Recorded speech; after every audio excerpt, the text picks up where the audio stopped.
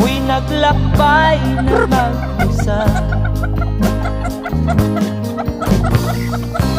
upang aking malimutan mga kaapihang dinaan